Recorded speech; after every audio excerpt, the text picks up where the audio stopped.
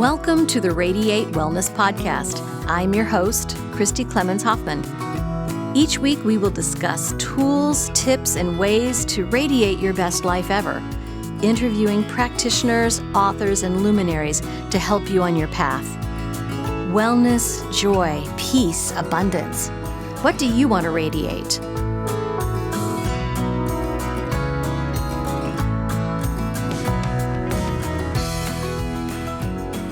Hello and welcome back to the Radiate Wellness Podcast. Today we radiate compassion with Lionel Friedberg.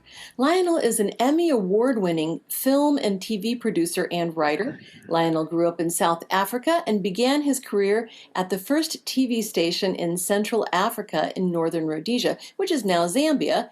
In 1961, he worked as director of photography on 18 feature films and wrote, produced, and directed for National Geographic, PBS, and national broadcast and cable networks, including the Discovery Channel, A&E, and the History Channel. He's also a New York Times best-selling author and is based currently in Los Angeles, California. Hello, Lionel. Thank you for joining me. Hi, Christy. It's an absolute pleasure to be with you.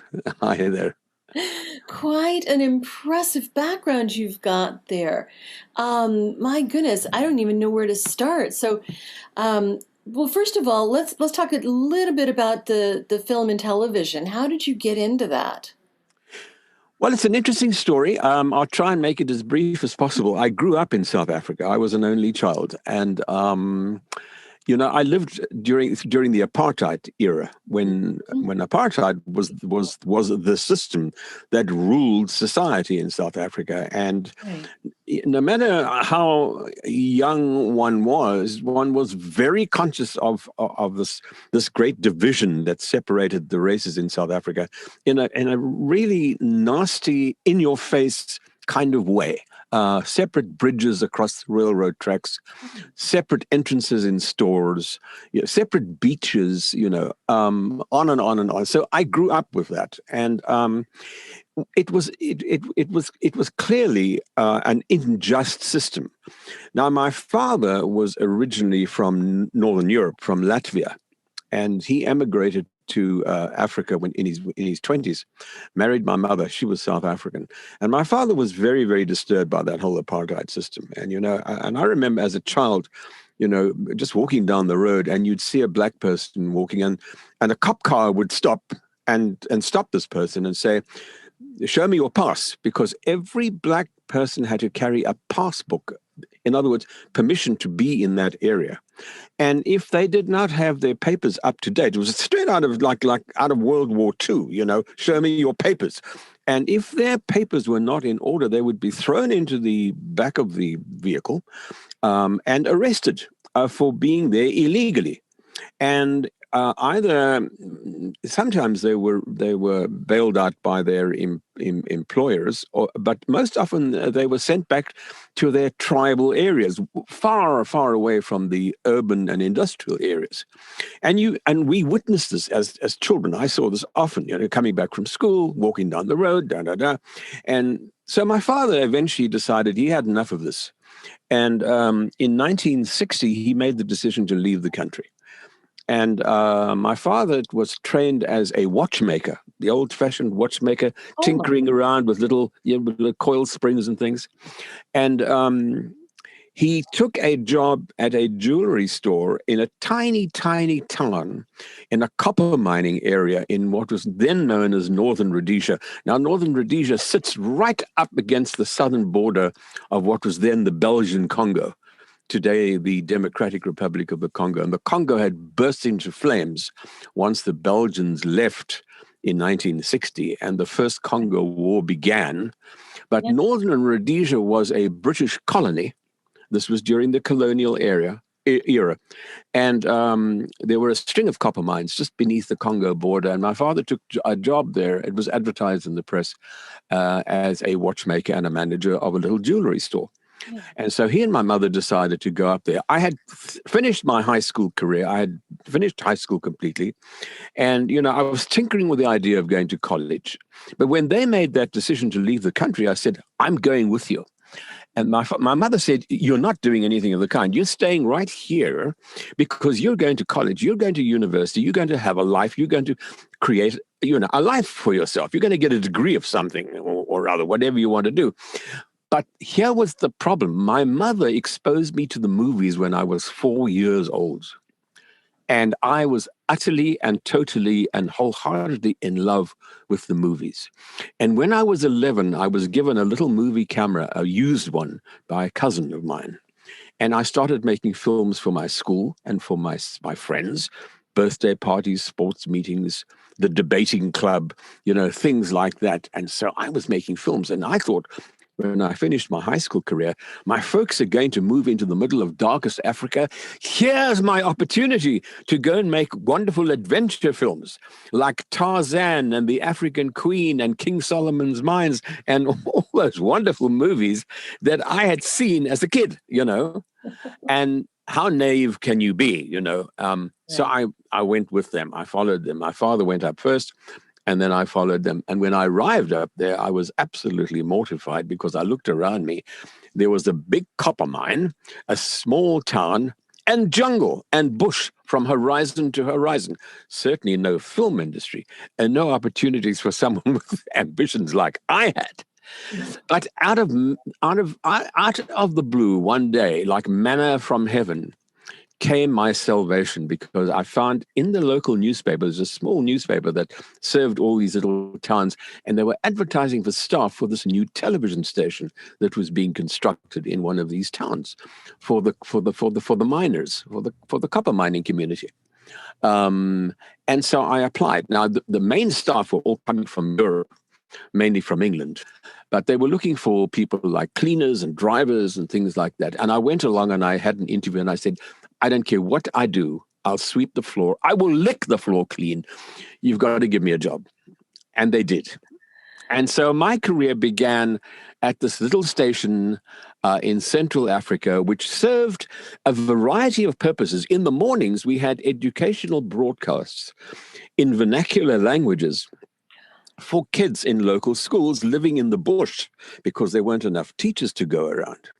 And then in the afternoons, we would have what they called cultural programming for the local ethnic tribes and groups in the area. And these people would arrive by the truckload in the afternoon with their drums and their rattles and their beads and their grass skirts, playing African tribal music in the studio. And it was astonishing. I was exposed to all this amazing culture. And then at 5 o'clock, the world changed, because then we would revert to programming for the white community. And what did we have? We'd had Leave It to Beaver, and we'd have Gunsmoke and Bonanza and everything that you had here, just a couple of weeks behind the US, as well as a lot of programming from England. So it was this weird, I lived in the surreal world of all these, diverse cultures. Mm-hmm. And we had lots of live shows in the studio, and I managed to get myself behind one of those studio cameras within 6 months, and I was good because I'd been making films ever since I was a kid, and I was quick. I could find compositions very, very quickly, and they were impressed by that. So, I was doing extremely well, and my career there lasted. It went on longer than that, but the first 3 years were absolutely amazing. And then one day, all of us, wasn't a big staff, maybe 30 people altogether, we all got pink slips. We were all fired. And the reason was that it was time for Northern Rhodesia to bring down the British flag, to bring down the Union Jack. And Northern Rhodesia was now going to become the independent Republic of Zambia with a black government. And a new flag was going up the flagpoles. And as soon as that happened, the new government decided all the whites in the television station had to go. All those jobs had to be taken over by local people, which we fully understood and accepted. However, my dilemma was, what was I going to do with my life? I had no idea what to do with myself, So anyway, we had a wonderful a young man of the Bemba tribe. He was not much older than me, working for us. I was living with my folks. And the next morning, I got back from the station very late that night after I got this notice that we all had to leave. And the next morning, I said to him, I said, David, a terrible thing has happened. And he said, what? And I said, I've been fired from my job at the television station. And he said, "Oh no, that's terrible." He and I were good buddies. He was very interested in photography, and he and I, on my days off, we'd go into the bush and we'd take pictures and things like that, and local tribes and whatever else. And he said, "That's terrible. So what are you going to do?" I said, "I don't know. I'm in a dilemma. I don't want to go back to South Africa. I don't want to go back to apartheid. Although South Africa did have a very good film industry at the time, and it was thriving, but the apartheid system was still alive and well in all its ugliness. And I didn't particularly want to go back to that. So I said to him, I don't know what to do. And he said, let me see if I can find someone who may be able to help you make up your mind what to do or point you in the direction. And I said, please do whatever you can. I mean, what could he offer me? What on earth, what options were available to me through him? But I trusted the guy implicitly. And 2 days later, he and I were driving through the bush in my little beat-up VW Beetle on a dirt road going to a little African village, a tribal village. And at the end of the village was a single little tiny house. And he said, that's the place we're going to. In there is someone who will tell you what to do. You have to listen very carefully to her. And I said, who is she? And he said to me, just listen to what she tells you. I had no idea what to expect. And he went and knocked at the door, and this very, very, very, very old, shrunken little old woman, she was also a member of the Bemba tribal group, arrived at the door, opened the door, and she had wrinkles all over her face. Her eyes were sort of glazed over with age. I don't think she could see terribly well. Anyway, she welcomed us into her home, and there were basically two rooms, a front room and a room at the back. And when we went inside, there was a grass mat on the floor, very Spartan furniture, but lots of shelving around. And on these shelves were containers of weird things, barks, herbs, berries, leaves, skins of wild animals, bones, stones, pebbles, gravel. I had no idea what they were. The smells were astonishing. And I sat down. And on this little grass mat was a little bag, a little African animal skin bag of an antelope of some sort. And now she spoke no English, so David was my interpreter. And she said, sit down. And she took this bag and she opened it up and she told me to breathe into it, blow into it, and say my name, which I did. And then she brought out a little tin of snuff, which is ground tobacco leaves and she said, take a pinch of that and make an offering into the bag. That's for your ancestors. You are making this offering for your ancestors. And then you shake the bag and you turn it upside down. And then she said, I will tell you what you need to know, which I did. I turned the bag upside down. And what fell out were a variety of little bones and stones and pebbles and trinkets and things like that. Most of them were animal bones. Now, the paradigm, the healing paradigm of people who are either known in Zambia, they're called ngangas, healers, which is what she was, or soothsayers or fortune tellers, whatever you want to call them. These herbal doctors, they use a variety of animal bones that come from the hyena, from a crocodile, from a lion, from certain antelope. So they're small bones, not big bones, not big, chunky, big, beefy bones. And then lots of little other pebbles and things that she'd added to her collection. And the principle is this: the bones, when I, the patient or the person consulting her, throw the bones onto the floor, they will fall in a certain pattern. And the belief is that my ancestors are influencing the way the bones and the stones fall onto the mat. And then the nganga or the healer, her or his ancestors, interpret what those bones may mean. So a lion bone, for example, may mean strength. But if it's upside down, its weakness, and if if another bone crosses it, it all means different things to the person interpreting the bones. So her ancestors were reading the pattern of the bones that my ancestors had influenced as they fell on this grass mat. And the very first thing she did was, and I tell you, her eyes were very glazed. She was a very, very old lady. And she looked down like this, and suddenly she covered her eyes and she said, "Oh, I can't see." And yeah, I got a shock. So did David. And she said, "What are these very, very bright lights? I can't see anything." And David says, "She's seeing bright lights." Well, what was she seeing? She was seeing the lights of the television studio that I was working in. Oh, my goodness. Now, she had no idea what I did for a living. She had no idea about my background. And when I heard her say that, I thought, you better pay attention to what this little old woman is going to tell you, because there's more to this than a breadbasket. This lady is seeing things, and you better listen real good to what she has to say. Absolutely. And what she did for the next hour or so was she just spurted out all this information that David tried his best to keep pace with her. It was just flowing from her. And she told me so many things. I tried my best to make notes of all of them. It was impossible, but I sort of, as time went by, I remembered, most of what she told me.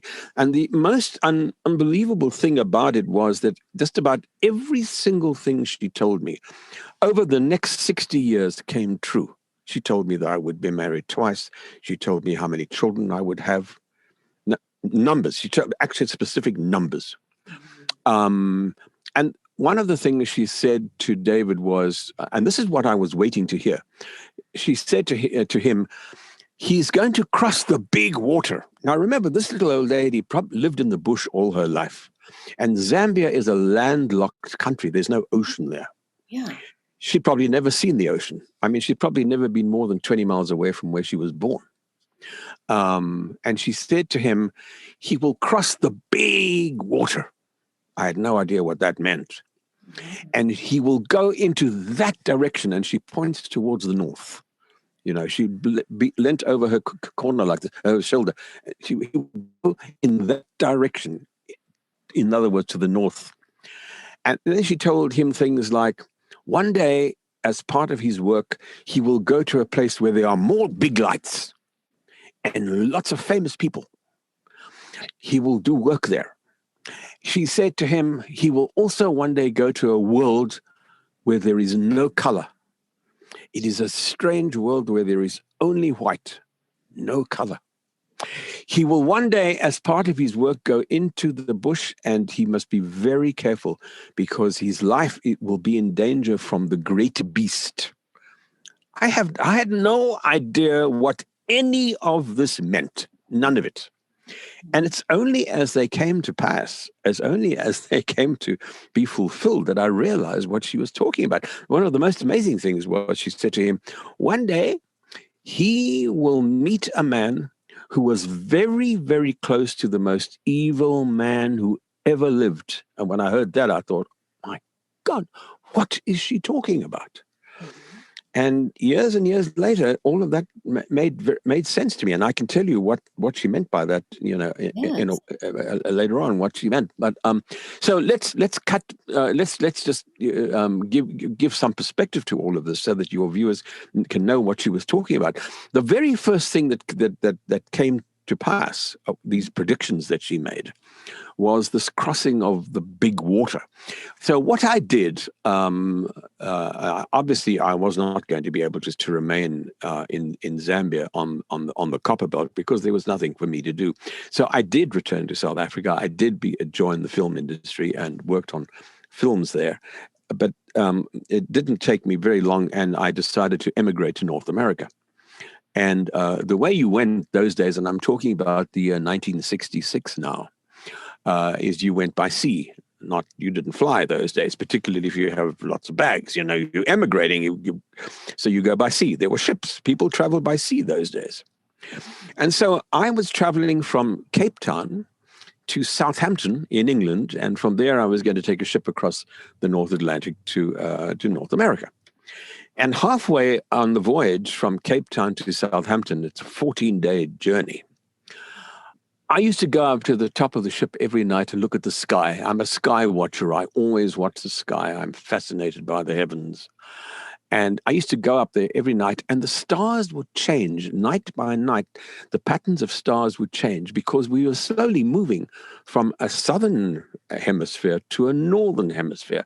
And so the sky was changing every single night. And you could be physically aware of the fact that you're actually moving across the planet. It was an extraordinary awareness that suddenly hit me one night, you know. And there's a pattern of stars in the southern sky called the Southern Cross. It's as prominent as the Big Dipper is here in the north. And every night the Southern Cross was sinking lower and lower behind the horizon, behind the ship. And I thought, wow, you know, I'm going from the southern part of the world to the north. And then it hit me on the big water. It's the Atlantic Ocean. That's what she meant.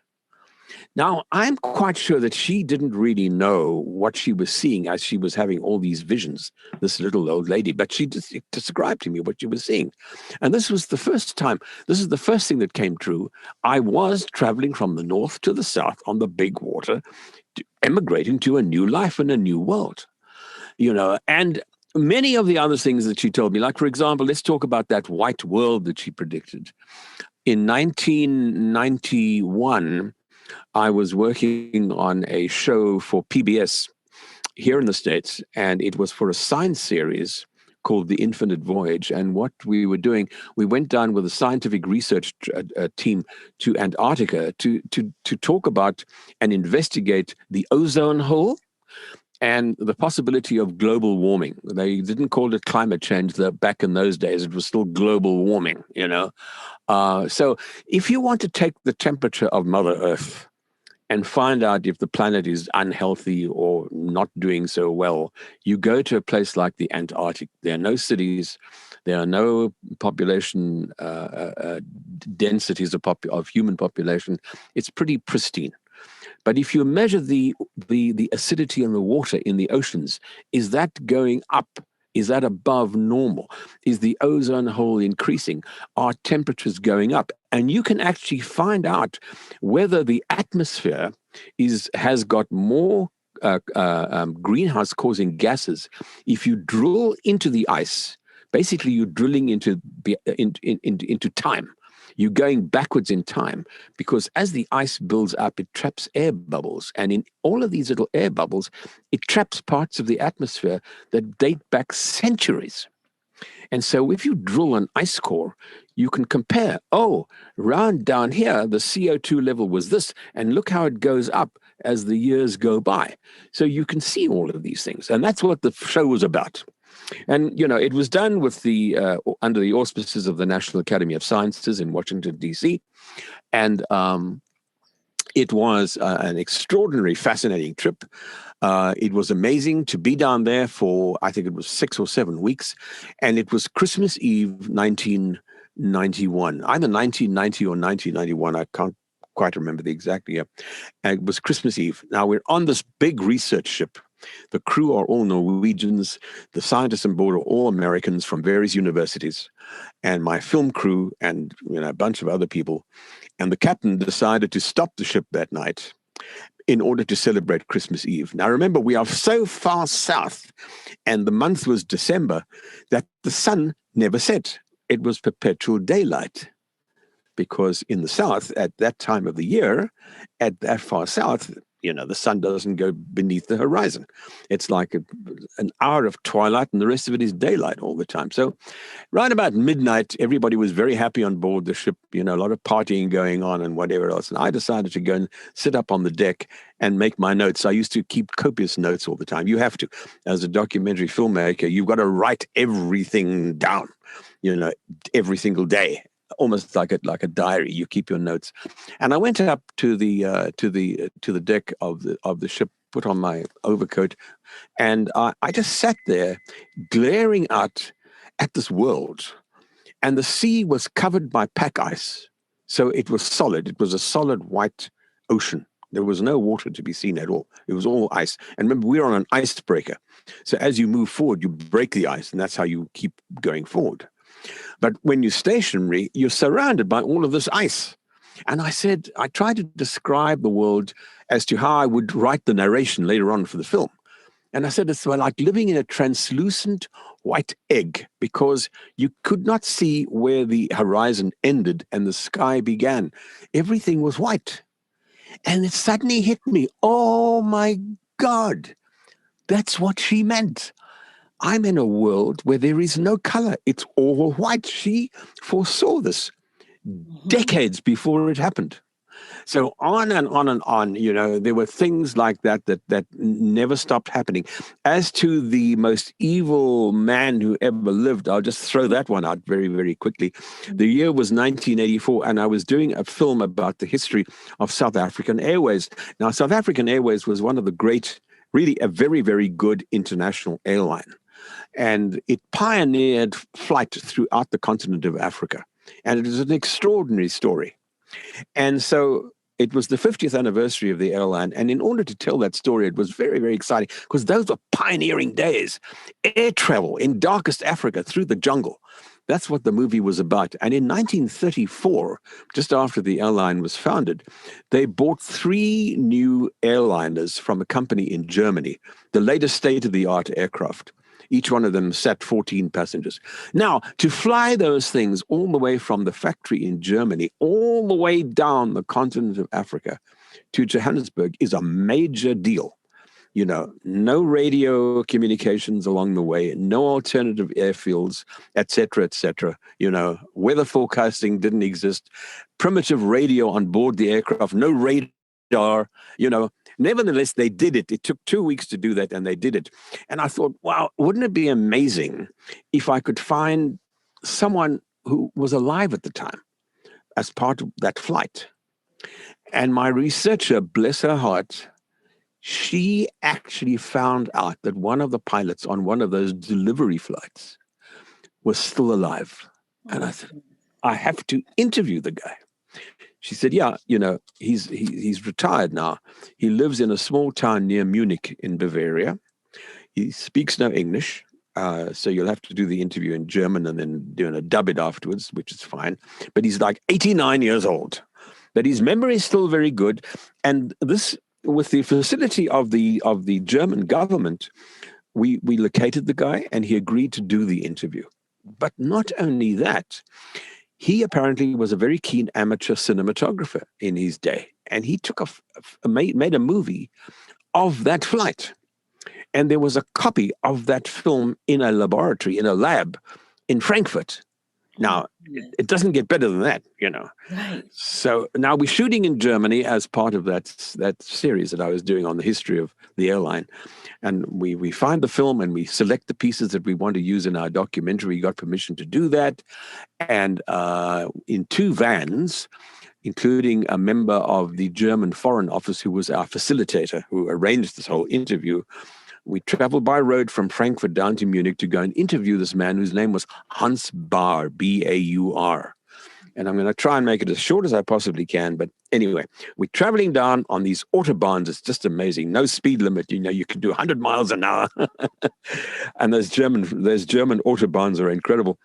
And we checked into a very small hotel that night before we interviewed the guy. And the man from the Foreign Office, he had dinner with me, as with the rest of the crew, and he stuck around. He said, "Have some wine, let's drink a bit." And I said, "Absolutely, let's do that." So we finished a couple of bottles of really good German Rhine wine, and around about midnight, he said to me, "How much do you really know about this guy that you're going to interview tomorrow, Hans Baur? How much of his background do you know?" And I said, "Well, not very much." "Well, why? What is there to know?" And he said, "Well, he has a war injuries." Well, that didn't surprise me, because he must have flown for the Luftwaffe, for the German Air Force during the war. And, I wasn't surprised to hear that he had an injury. Maybe he got shot, who knows. But the guy said, I don't want you to discuss World War II with him. The only thing I want you to discuss is that trip down Africa in the 30s. That's all. Please try to not go beyond that subject. And I said, sure, I won't.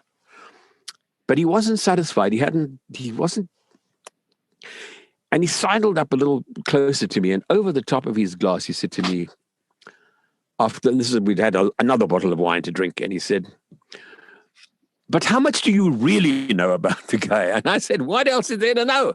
And he said, do you know that he was Adolf Hitler's personal pilot? The evil man. So I suddenly thought, oh, I sobered up immediately. And I thought, how am I going to deal with this? I've interviewed a lot of people in my time, but never anybody quite like that. Right. How am I going to handle this one? Nevertheless, the next day we go to this Hans Bauer's house, and we welcomed into his house by his wife, his third wife, by the way. And she was a sweetheart, spoke no English, welcomed us into the home, and eventually Hans Bauer comes down the staircase with a cane. And I assumed that was because of his war injury that the man mentioned to me. He had a gummy leg, a bad leg, an artificial leg. Oh. Anyway, the man from the Foreign Office introduces himself to Hans Bauer, and then he introduces this Hans Bauer to me. And, it was the strangest thing because it swept over me like a tidal wave when I shook his hand. Talk about 6 degrees of separation. This was 1 degree of separation. How many times had Adolf Hitler actually shaken that very same hand that I was shaking now? That's how close I was to one of the most, mass murderers of all time. A madman and not a very nice person. Right. No. And I'm shaking this hand, and that's like almost being in contact with the guy Hitler. And apparently they were very, very good friends. And not only that, but in an interview after we'd finished our interview, he tells me that he and Adolf Hitler were very, very good buddies from way back. When he married his first wife, Adolf Hitler gave him his wedding party in Adolf Hitler's apartment in Munich. That's how close these two guys were. And anyway, we do the interview, and he gives me an excellent interview. It's all in German, of course. The man from the Foreign Office asks the questions. I ask the question. He interprets it for me. The man speaks in German. We were going to dub it later on. And when the interview was done, I said, thank you very much. We're finished. I thanked him for his time and what he did. And I got 15 really good minutes out of him to use in the film. And then he says to me, he gets up and he's sort of on his cane, he's very unsure. He says to me, come, I want to show you something in German. And I could understand enough German to know what he meant. So I followed him, and he takes me to a photograph at the end of the living room near the bathroom. And he points to the photograph. And in the photograph is him in his uniform and Adolf Hitler and one of the aircraft that we've been talking about in the film. And the reason why he took me to show the photograph is because he wanted to point out the airplane to me. He said, that's one of the airplanes that we've been talking about, and this is me.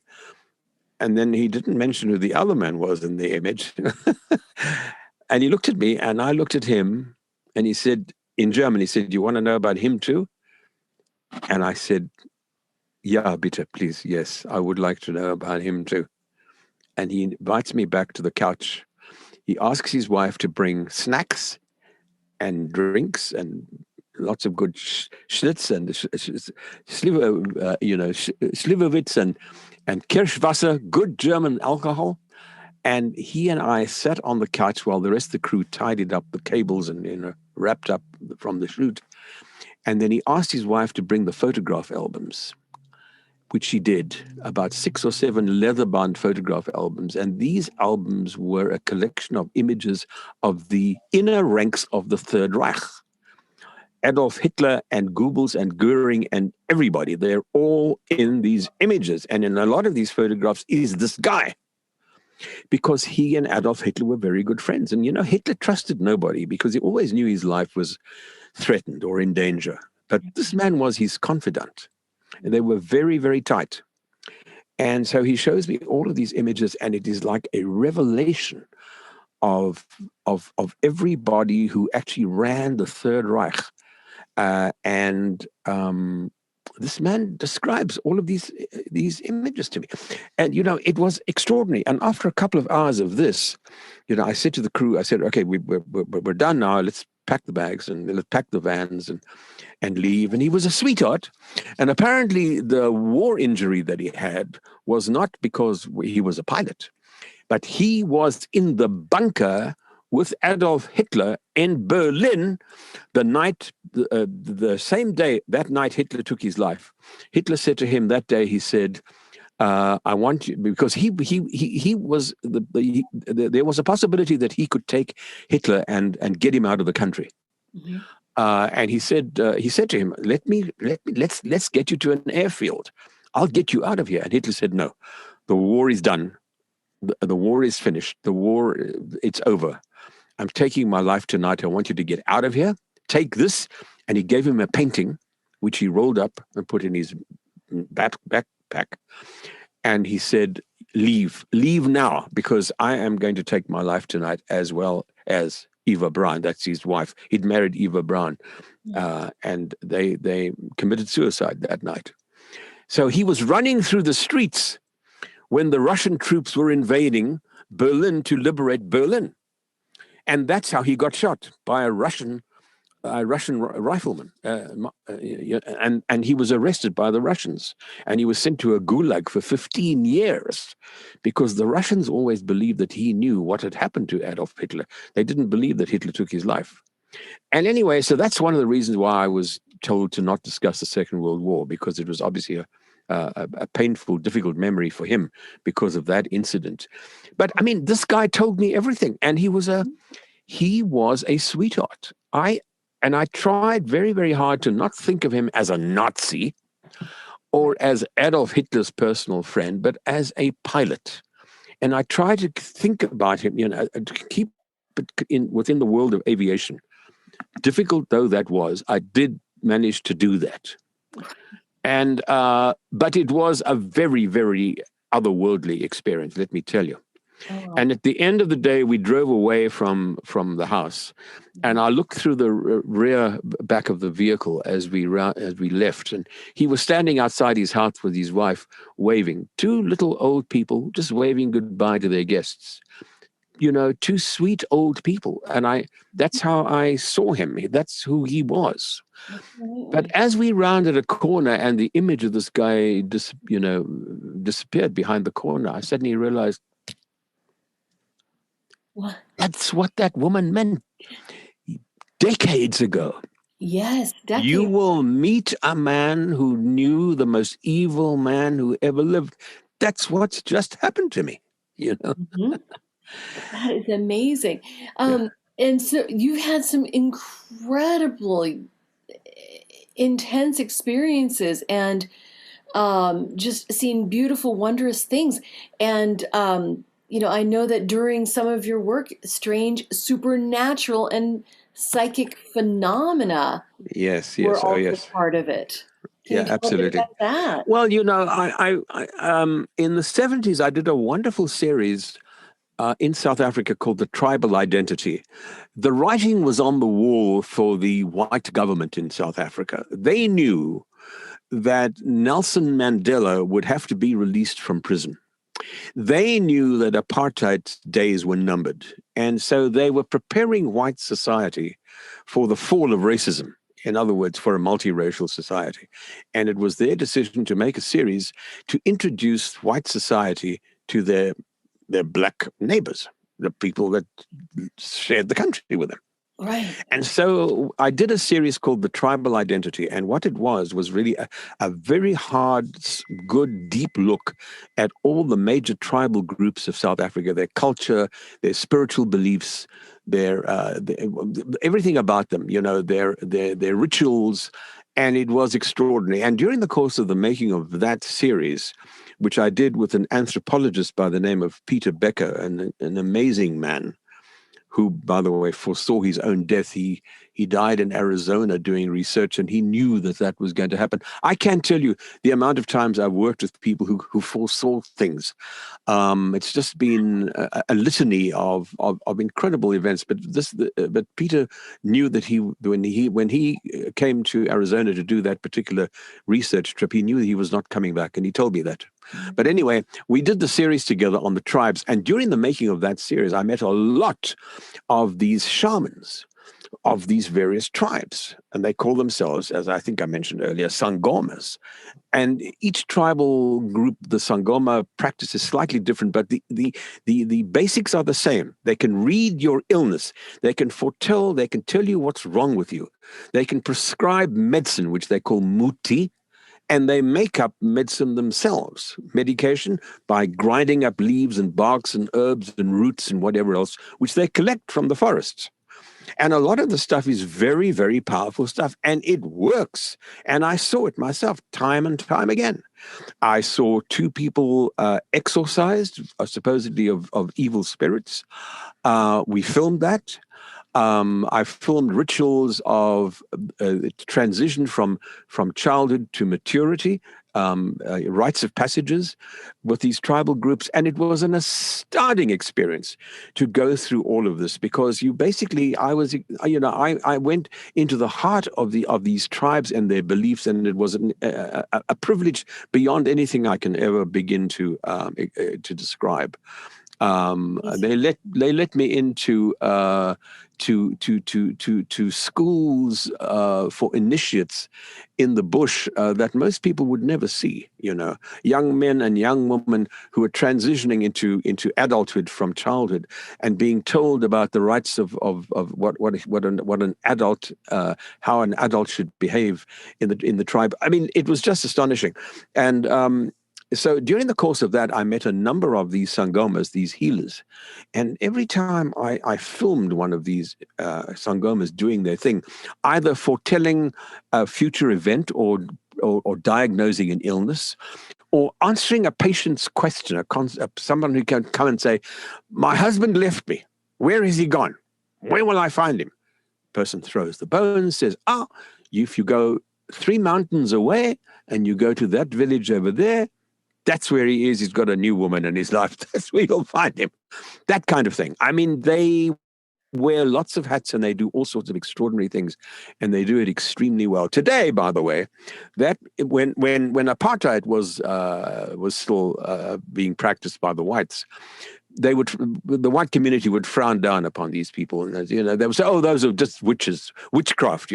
Witch doctors. That was the disparaging term that was used for them. But they were not. They were far more than that. And I wanted to show white audiences that these people offered so very much more than that, which I think we did. And I had 3 shows about their spiritual beliefs and their healing practices that just blew people away. They had no idea what was going on. And so today in South Africa, this method of healing is officially recognized by the Department of Health. Alongside Western allopathic medicine. And if you go to a teacher, and you don't just become a Sangoma, you have to learn at the foot of a master, someone who knows their stuff. You spend years learning your craft and how to do this, and then eventually you are ordained as a Sangoma, and it's recognized now by the Department of Health. And whether you're living in a big city like Johannesburg or any of the other big cities in South Africa, you can go and visit a Sangoma as easily as you can go and visit a doctor in a hospital, and that's what people do. Support for the Radiate Wellness Podcast is made possible in part by listeners like you. Would you like to support this podcast? Visit radiatewellnesscommunity.com/podcast for more information. And now, during the filming of this series, some interesting things happened with your equipment. Yeah. This sounds like something out of an Indiana Jones movie, and in some ways it really was like that. But we went down to a sacred lake there's a particular tribe called the Venda, who are not related to any of the other tribal groups in South Africa. They're a distinctly different group who probably emigrated down from East Africa or from the northern part of Africa and settled in South Africa. And they live right up on the border of what is now Zimbabwe. They're wonderful people. They have intense spiritual beliefs. And one of the rituals that they do every 5 years, well, this is in the 70s. I'm not sure if they still do it now, but every 5 years, they would do a very, very special tribute to the great spirit of the tribe. They would honor the great spirit, and it was always the ancestor of the tribe. Remember, in the African paradigm, it's always through the ancestors. Even when you talk about religion and you talk about God or whatever it may be, it's always done through the ancestors. And so once every 5 years, they go down to the sacred lake where no one is allowed to go. And they make a tribute to the great ancestral spirit of this, but of their tribe, by pouring homemade beer into the waters. I believe in the olden days they used to sacrifice humans, but I'm not sure if that's true or not. But that's what rumor has it, that they used to do sacrifices, but that's not done anymore, of course. And then they do wonderful songs and dances, and they basically acclaim and proclaim and recognize the ancestral spirit, and they ask for this great spirit's blessings upon the tribe. And we were given the opportunity, we've just happened to fall into the right window. The time was just right for us to film one of these events. And remember, they only happen once every 5 years. And to get down to the lake was quite an ordeal, let me tell you, with all our gear and all our equipment and going down these steep slopes to this enormous glittering lake down in the bottom of this gorgeous valley. It was a major expedition to get down there, and we were told that this is sacred ground. That's why nobody goes there. And when we got down to the bottom, we were asked to remove our shoes. In the same way as, many religions in the world remove their shoes. The Hindus do that. The Muslims do it. Moses was asked to do that when he came across the burning bush. Take off thy shoes from off thy feet, for the land upon which thou standeth is holy ground. You don't wear shoes on holy territory. And so we had to remove our shoes. But remember, it's a lot of pebbles and stones and thorns in the area. And Peter Becker, my anthropologist, my host, stubbed his toe on one of these pebbles.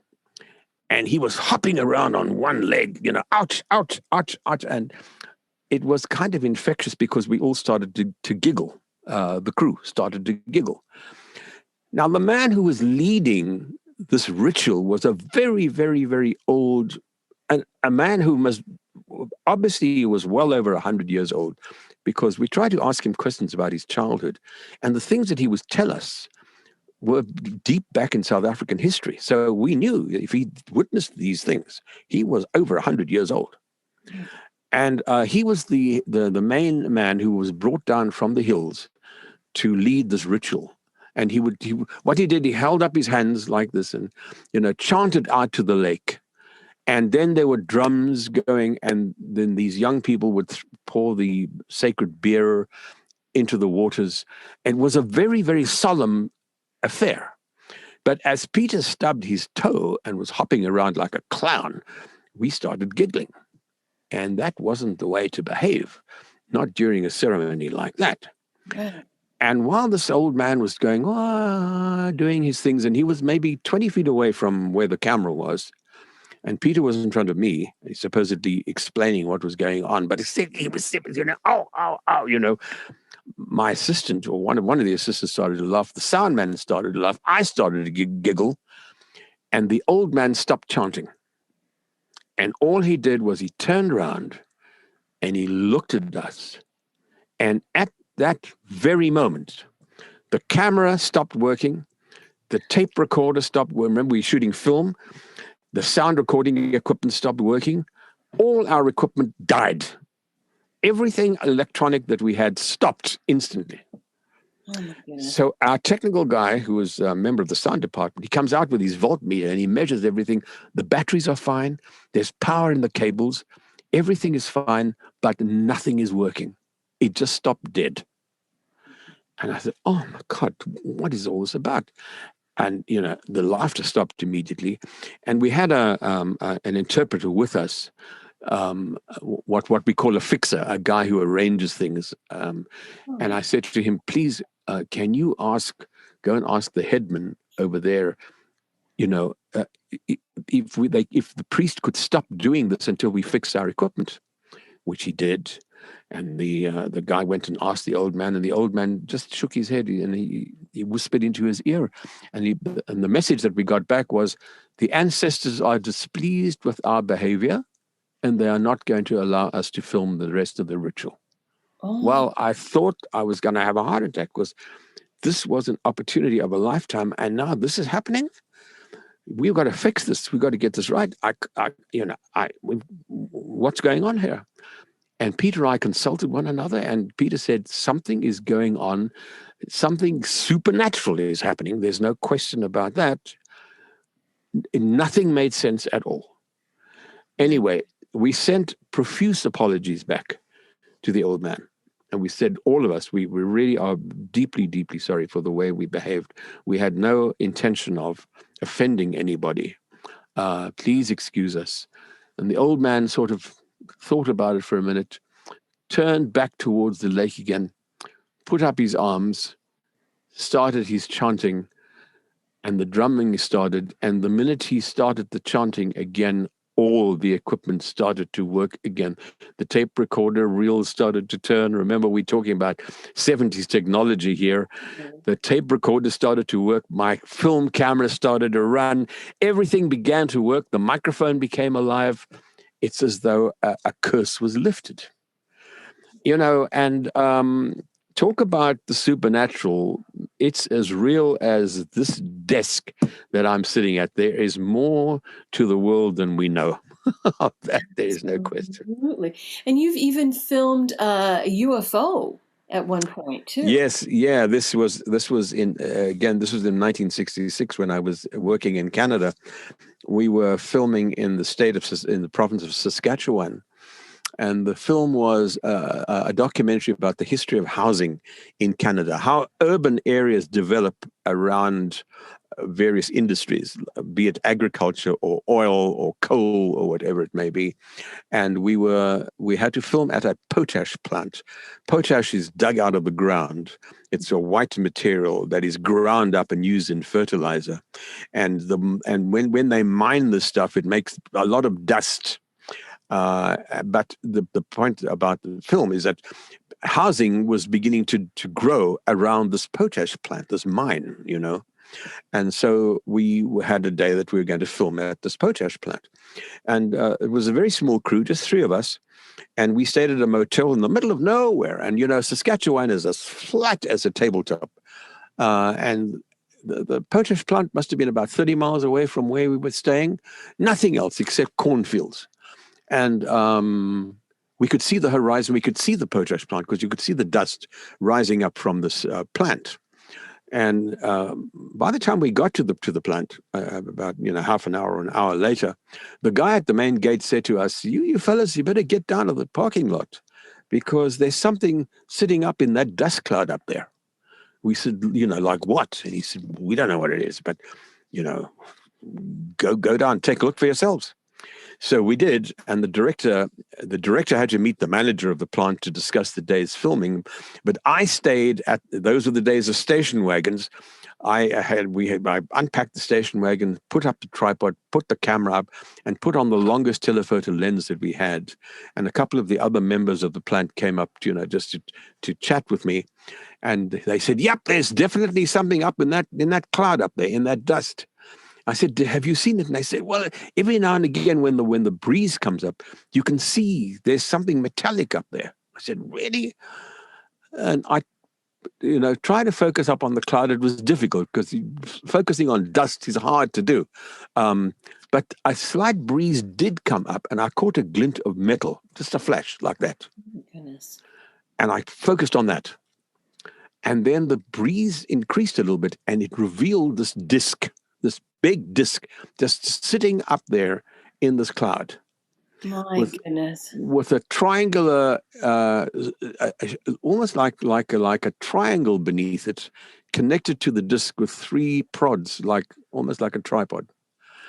It was astonishing and huge, as big as a jumbo jet. Now those were before the days of jumbo jets, but that's how big this thing was. Right. And I immediately ran film. I ran film on this, not knowing what it was. There was no sound. You couldn't see anything. There were no windows. There was nothing, but it was very, very, very weird and very, very eerie to just see the silent object sitting, this metallic object just sitting up there in the sky. And I ran about 150 feet of film, and then, the breeze came up, covered it up, and that was it. I stopped running the camera. And when the director and the manager, eventually said, all right, let's get on with the day's shooting, the director said to me, separate that film from everything else, put it aside. So you don't mix it up with our production shooting, and just label it separately. So when you send that to the lab in Montreal, just tell them to keep it for our return, which of course I did. And the way we used to send film back in those days were by rail. You would go to the nearest rail junction and send it by freight all the way to Montreal. There were no airports in these small towns. But there was always a railroad track. And so I sent the film back to Montreal, and I labeled this one particular can, "Hold for our arrival, unknown object." That's all I said. So, we finished filming the documentary. Weeks later, we get back to Montreal, and now it's time to look at the dailies, look at the stuff that we'd shot, and hours and hours of looking at footage of small towns and farms and whatever else, as well as this potash plant. And when all the film was finished at about 3:00 that afternoon, the projectionist from the back yelled, "What about this other can here that says 'Hold for arrival, unknown object'? Do you want me to project that?" So the head of the camera department said, "What's that?" And I said, yeah, you got to see this. So they put that film on, and they projected it on the screen, and there it was, as clear as a bell. Exactly what I had seen was this disc, this strange craft. Mm-hmm. And there were a number of people in the audience, including experts to do with the subject of the film that we were doing, which was all about housing and urban development. And they were as astonished as we were. But anyway, the head of the camera department said, we should send that down to the U.S. because the United States Air Force has a thing called Project Blue Book, where they are investigating UFOs. Maybe that's what this thing is. Let's send it to them and see what it is. Now, here's the kicker of the whole story. There are two different kinds of film that we used to use those days. One was negative film, where you shoot on negative and then you make a positive print, you make a positive, and you keep your negative as your master. You don't touch that. That always, stays in the lab. And there was another kind of film called reversal. So the same film that you use in the camera, you can actually use later on because it gives you a positive image directly from the camera. Mm-hmm. It was a film stock made by Eastman Kodak and was called reversal film. So in other words, the camera original you could project and watch on the screen as a positive image. And so here was our mistake. We sent them the only copy we had. We sent them the original to Project Blue Book, which was at Wright-Patterson Air Force Base in Ohio. And weeks go by, and we hear nothing from them. It was the material. The film was sent by a courier, not FedEx or UPS. It was before those days. But anyway, we know that they received it because they signed for it. And one day I was just hanging around the camera department, and I talked to the lady who had actually sent it on, and I said, "Frankie, did we ever hear back from the States about that footage?" And she said, No. I'll call them in the morning, first thing, because we're on the East Coast. And so she called Ohio the next day, and I think that afternoon or whenever it was, she calls me into the office. She said, "Guess what?" I said, "What?" She said, "They deny ever receiving the film." Oh, no. She said to them, "What about the film that we sent you?" And their response was, "Excuse me, but what film are you talking about?" But we know that there's documentation that they signed, that they did receive it. Oh. So, there's always been stories about a cover-up, Mhm. that we have been denied access to the truth about these things. And that incident made me absolutely convinced of the fact that that was going on. There has been a cover up and it's been going on for years. That was the proof of the pudding for me. They denied receiving this footage. And it was very, very, very real. And I don't think they wanted that footage to get out to the press or to anyone at all, because it was Oh, you couldn't explain what that was. right.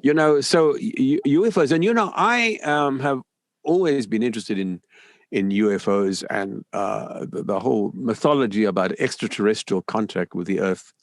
And in tribal areas, I've often talked to people about that. And in many, many tribal areas, they said, "Oh yeah, yeah, the people from the other world, they come here. Yes, they come, they come, they come. There are many different kinds."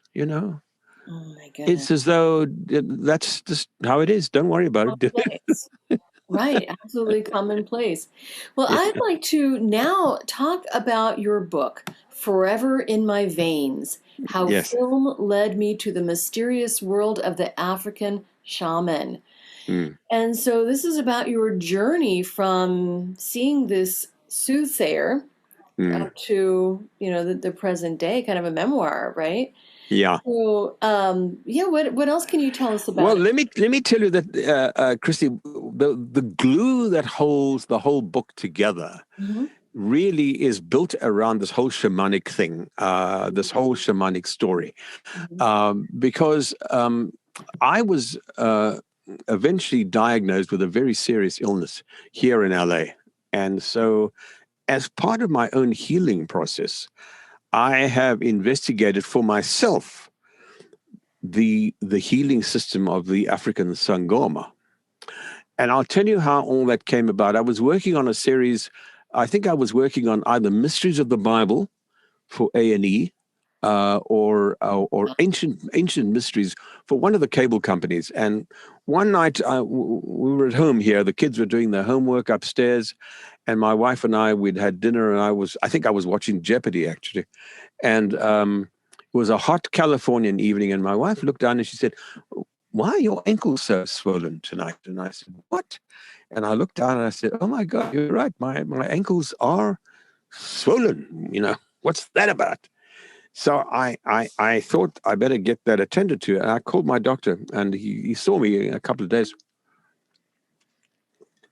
He said, "We better find out what's going on with you, because you shouldn't be having this, not at your age. We Right. better send you to either a cardiac guy, it may be a heart problem, but it could be a kidney problem."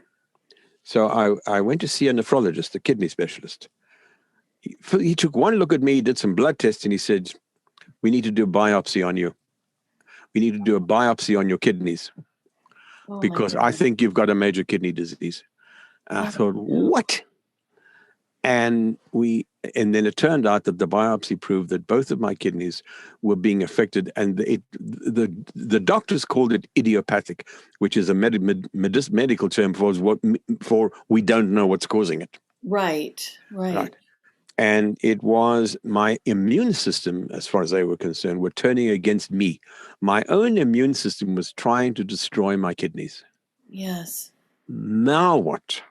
Well, he said, because it's idiopathic and because your immune system is behaving the way it is, the only treatment we can offer you is to suppress your immune system, to stop it from being harmful to you. But that Oh, means that we're going to have to destroy your immune system. right. So you will have no immunity. Anybody has a cold in the room or a cough or whatever, and if they have anything wrong with them, you're going to get it.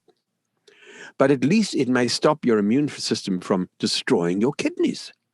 So Right. they put me on this regimen, this cocktail of stuff that I thought I was going to die from this stuff. I felt as though my body was absolutely on fire.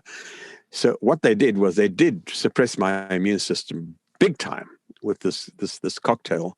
And I felt absolutely rotten. In fact, one particular day, I went down to watch the filming of the movie Titanic just Mhm. across the border in Mexico. And I was very excited to go to see this. And I'd got a permit from 20th Century Fox to go on the lot. And when we got down there, I was feeling so ill. I couldn't even walk around the studio. I felt so terrible. It was absolutely awful. So when I got back to LA, I went back to see my nephrologist and I said, you know what? I'd rather die from the illness than from your cure because this stuff is killing me. I can't do this. So he said to me, well, then, you're going to, within 10 years, you're either going to be on dialysis or you'll be dead. One of the two. You take your pick. And I said, well, let's see what we can do. So anyway, they tried other alternative medication, but things were not improving. Now, I have a friend who lives up the road in a place called Santa Barbara, which is just north of LA. He is a general surgeon. He's exactly my age. He's also white, and he's also from South Africa.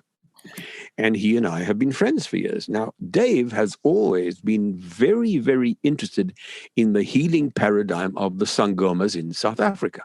Mm-hmm. And he's always wanted to know about how and why they are capable of finding medication in the bush that heals as effectively as Western medication. So he wanted to study their methods and their systems. And so he started to study the way of the African shaman. Mm-hmm.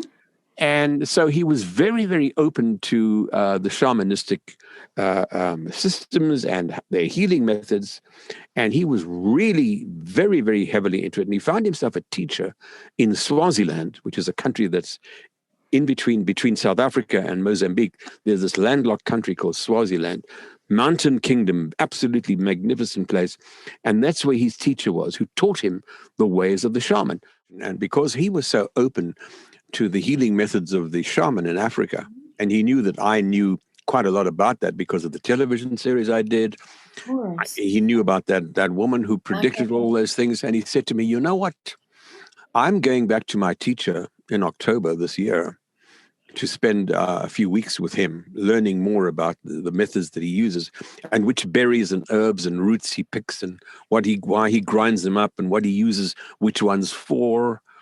Why don't you come with me? And let's see if he has an answer. And I said, Dave, are you serious? You, as a surgeon, you telling me that I've got to go back to Africa, to the bush, and go to a mud hut and live with you and consult a witch doctor? Are you kidding me? And he said, no, I'm not. I'm absolutely serious. That's what you need to do. Those guys may have an answer for you.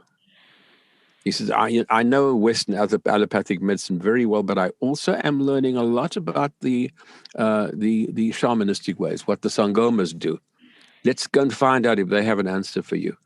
It was the best thing he ever did, because I went with him and I met his teacher in Swaziland. And the first thing he did was he looked at me and he said, he looked at me. He didn't know why I was, he just knew that Dave was bringing a guest. He said, and he lived in a little compound of, huts in the middle of nowhere. Near a small town called Manzini. He looks at me and he says, you are not well. You are not well. Tomorrow morning, we throw the bones, we see what's wrong with you.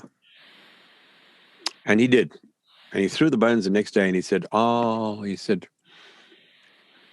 it's your kidneys. How he knew that, I have no idea. He says, it's your kidneys. And you need cleansing.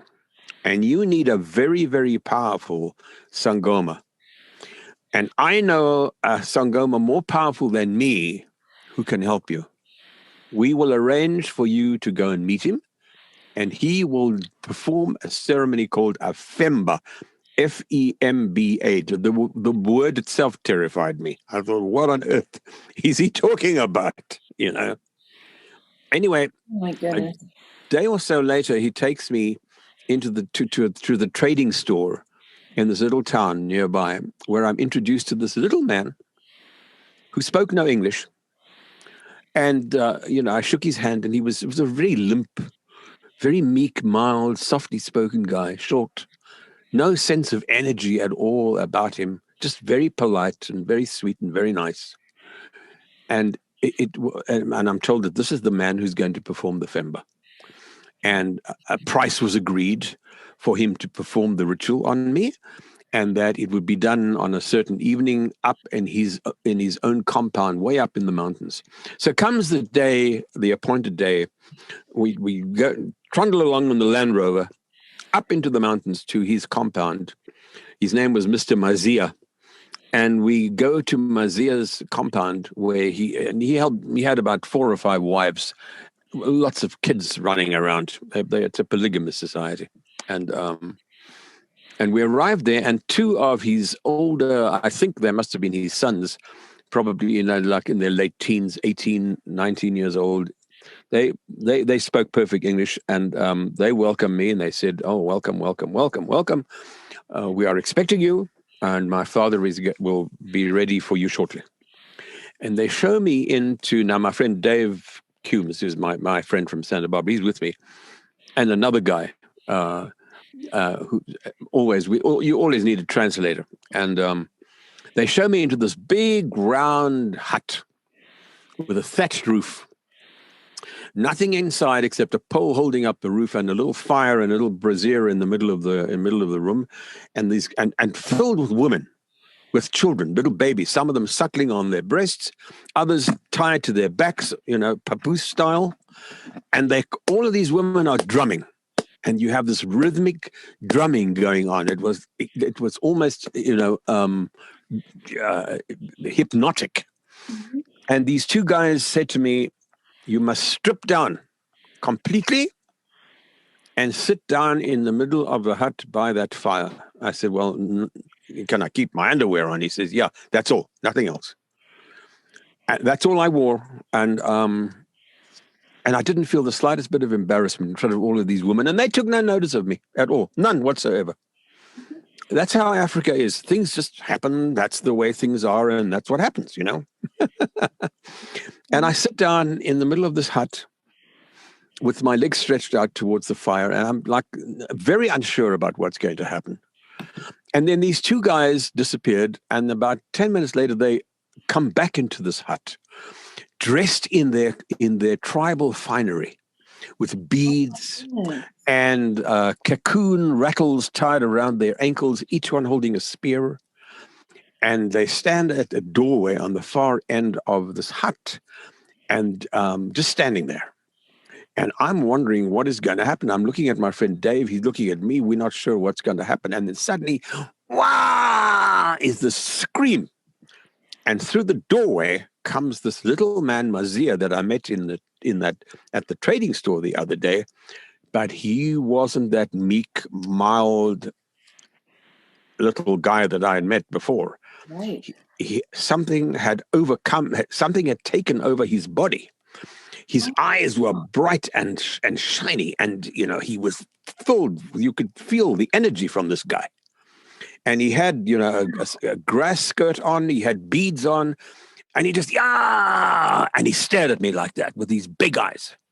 And he dropped down onto all fours and came crawling across the floor. He had become almost an animal, and the look to me was like he had become a hyena. And he came walking on all fours across the floor to me, and he started to smell me all the way from my feet, all the way up to my body, grunting and groaning. It was terrifying. With the drumming and this grunting and this groaning and this man who I'm sure was possessed by something. And when he got to where my left kidney was on the left side of my body, he starts to heave. He wants to be sick. And these 2 guys came running over to him with a little barrel, and he vomited into the barrel. Wow. And then he took his breath back, and, and then he started to smell me all the way over my ears, my head, everywhere. And when he got to my right kidney, he starts to heave again and vomits into this barrel. Oh, my goodness. And, smells me all the way down to my feet. And then he stood up like this with his arms folded, and he lectures me. I have no idea what he was saying because it's in Swazi. It was translated to me afterwards, what he told me. Mm-hmm. And I'll tell you in a minute what that was. And then he left. And, these 2 young guys came to me and they said, "You can get dressed now. your illness is gone now. It has been removed. And I said, how? And he said, it has been removed. Our father, he's taken it away from you. So I said, oh, okay, and I got dressed. I was really very disturbed by the whole thing. The women stopped drumming. They all went in various directions. They left. It's now like midnight. And we get back in the Land Rover. Dave and I look at each other. We're each confused. And our interpreter's with us there. And we drive back to his teacher's compound. And about 2 hours later, we get there, fall into our sleeping bags in the little hut where we were staying. And the next morning, the guy, David's teacher, his Sangoma teacher, had a sort of, smile on his face. And he calls me and he said, come on over here. Now, remember, there were no phones, telegraph, cables, any method of communication at all. There's no electricity there. And he calls me and he says to me, come into my ndumba. The ndumba is his medicine hut. That's where he keeps all his medicines, his herbs and whatever else, and all his accoutrements, and his bones on the grass mat, like they all do. And he says, sit down. How he knew all this, how he knew what went on the night before, I have no idea. But this is what he says. He says, what Mazia told you when he was standing there last night, when he lectured you, was that your grandfather from your father's side was summoned and was with you. And he is going to heal you and keep you well for the rest of your life. But you have to remember him. And the way you do that is every time you go for a walk or you leave the house, you must use a cane. You must use a cane that is carved from the wood of a mopani tree, which is a local tree. It's a very sturdy, strong wood. And you have to think of your grandfather. Now, I've never met my grandfather. My grandfather died in Northern Europe, in Latvia. I never met the guy. But I'm told that he was with me that night. And that he will protect me if I use this cane symbolizing his presence with me all the time. And he will take care of me.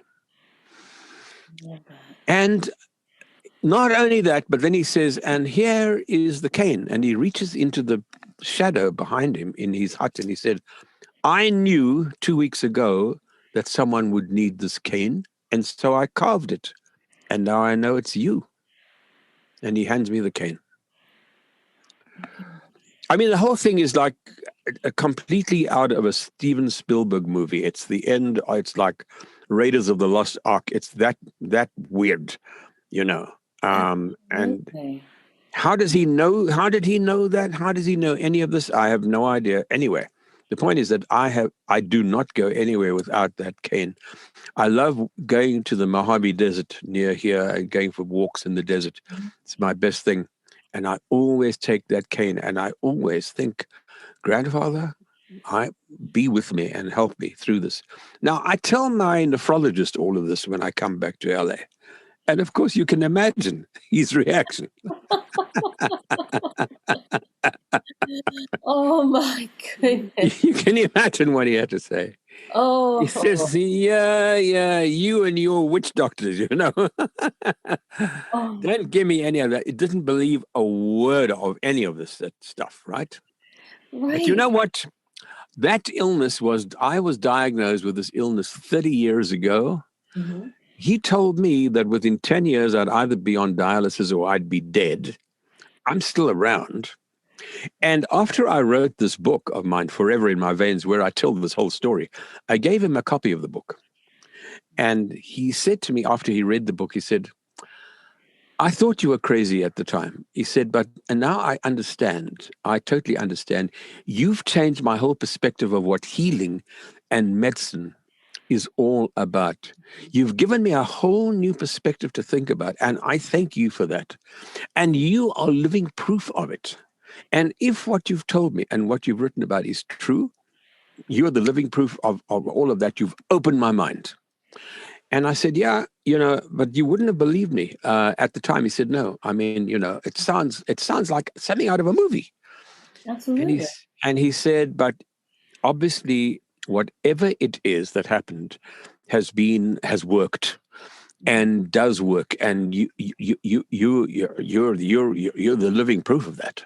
Right. So the I think that the takeaway of all of this, as I describe it in the book, is that there's so much more to the world than we know. There are so many other methods of going about our lives and of doing things and of healing ourselves and of putting out energy and of partaking of energies and getting involved in just the way the world and the universe and the cosmos works, and just expanding one's vision.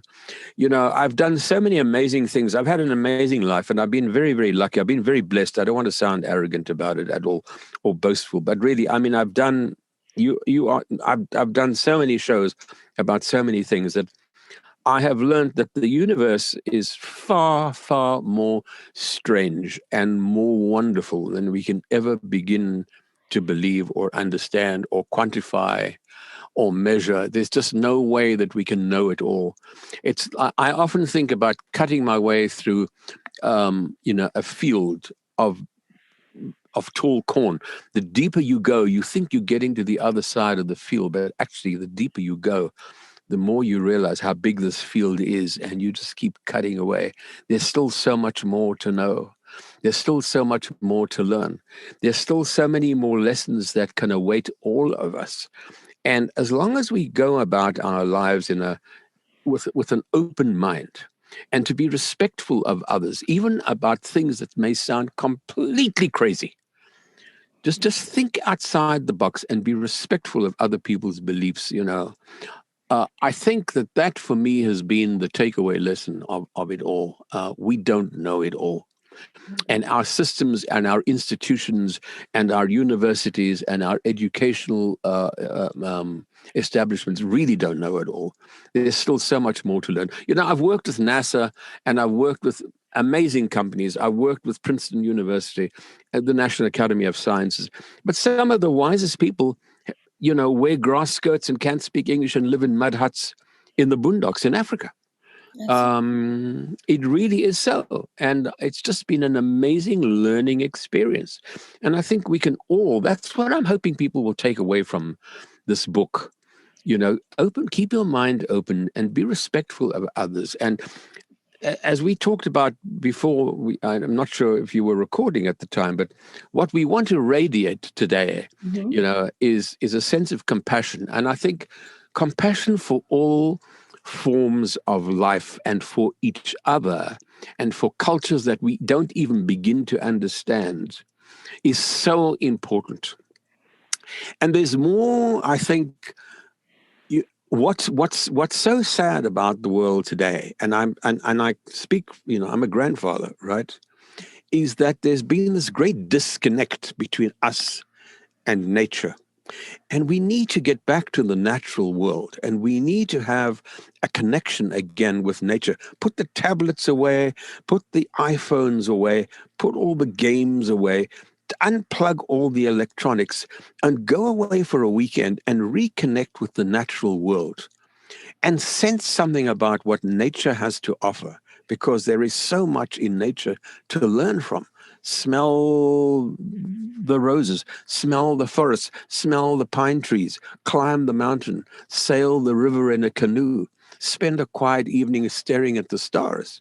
I mean, that's what we really need to be doing. That in itself is a healing process. And be respectful of the other creatures who share the world with us. We aren't the top of the heap purely because we've got opposing thumbs and we can use tools and, work a wrench doesn't make us better than anyone else. And I think that it's about being compassionate to all life forms will just make us a better species, and learn humility and heal yourself from within because of that. Absolutely. Well, I think that is a wonderful message for us all. I do believe in the innate ability of the body to heal itself when we are in balance with nature, with the universe, and even with our ancestors who are inside of us. And I Right. think story is very inspiring and absolutely fascinating. Again, the book is Forever in My Veins: How Film Led Me to the Mysterious World of the African Shaman by Lionel Friedberg. And your website, may Yes, I plug it? please. Yes, LionelFriedberg.com. right. There's Yes. information there. Yes, And it's then, all there, and they can go to my other social media sites, and there are lots of interviews there, but also reviews of the book, and they can read passages from the book as well. wonderful, wonderful. Mm. We'll put those in the show notes so that people can find them. And of course, this book is from John Hunt Publishing, Right, Division O Books, I believe. Zero Books they call themselves. Yeah, Zero Books. it's a British publisher, um, Yes. but they have offices all over the world, and so the book is available now on. If your local bookstore is open, you always suggest we support local bookstores. But folks who are living in remote areas can get it from Amazon or from Barnes and Noble, online. It's available everywhere. Wonderful, wonderful.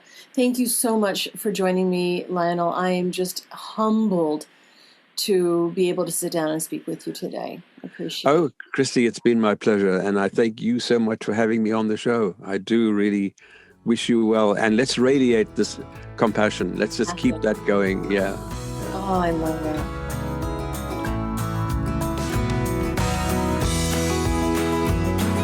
Radiate Wellness is a community of holistic and alternative healers and consultants based in the Kansas City area, dedicated to helping you create spiritual, energetic, and physical well-being.